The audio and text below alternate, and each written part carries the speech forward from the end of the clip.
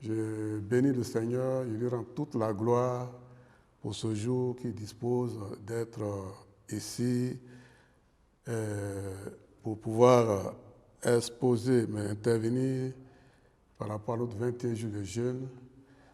Mon nom, c'est le révérend André Clovis, de l'église Foursquare Côte d'Ivoire. Et aujourd'hui, c'est le jour 13 où j'interviens par rapport au sujet qui m'a été donné,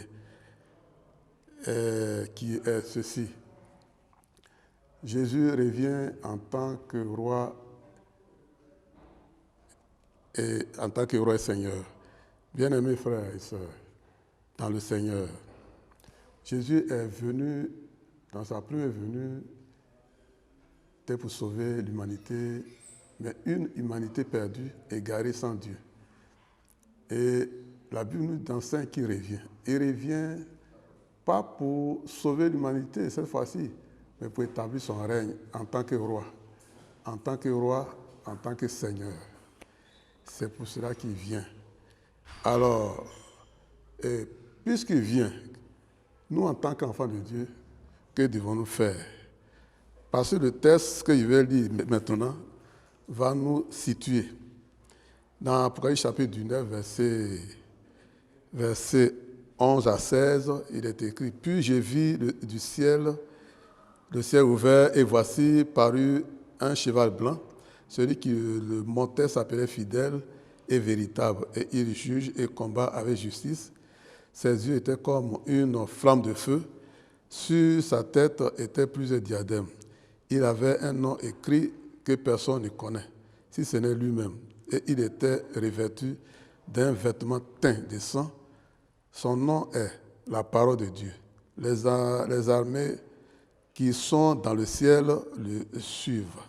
Le suivaient sur des chars blancs, revêtus d'un fin lin blanc, puis de sa bouche sortait une épée aiguë pour frapper les nations et les pètera avec une veille de fer.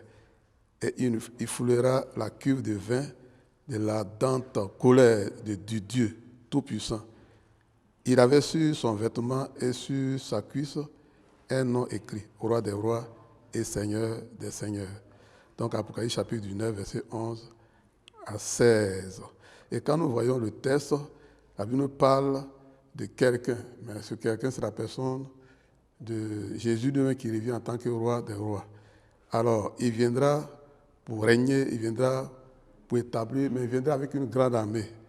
Pour faire quoi? Pour paître avec une veille de fer. Une veille de fer, la Bible dit qu'il foulera le cul du vin de la dent colère de Dieu. Donc, il viendra pour véritablement mettre de l'ordre. De l'ordre dans nos vies, dans cette vie, dans les nations surtout. Et donc, sa venue,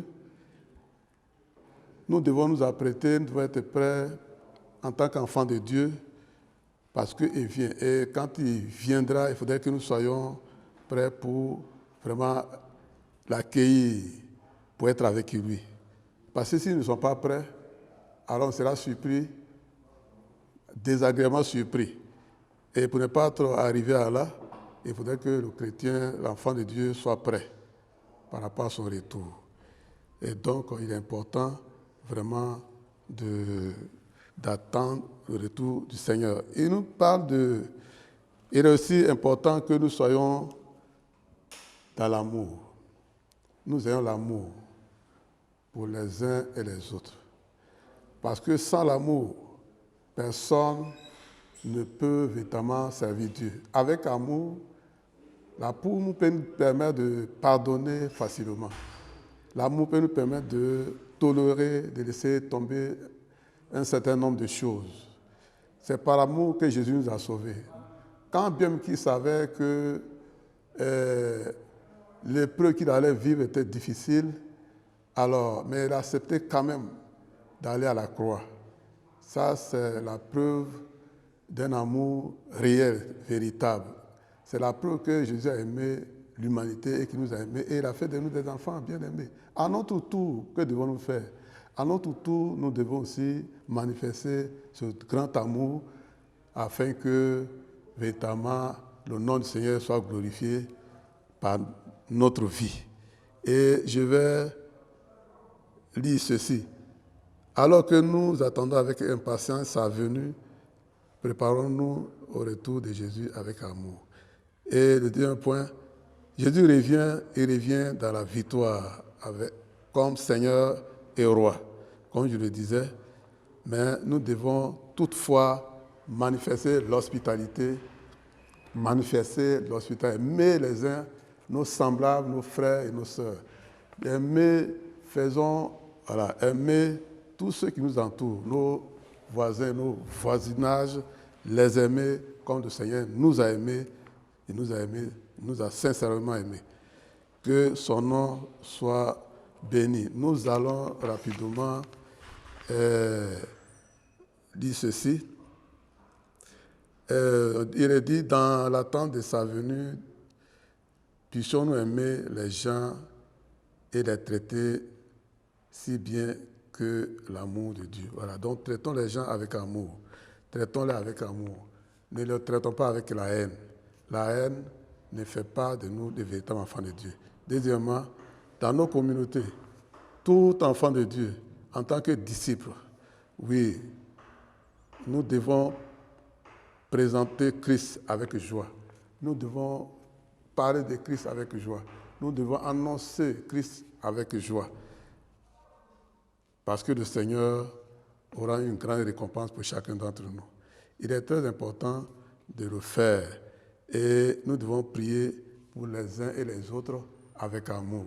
Tout ça, tout tourne autour de l'amour. Alléluia. Que le Seigneur soit béni et que le Seigneur nous fortifie et que le Seigneur nous aide à manifester ce grand amour que lui-même il a manifesté à la croix pour nous donner le bon exemple à suivre. Que la gloire et l'honneur reviennent à notre Dieu au nom de Jésus. Amen.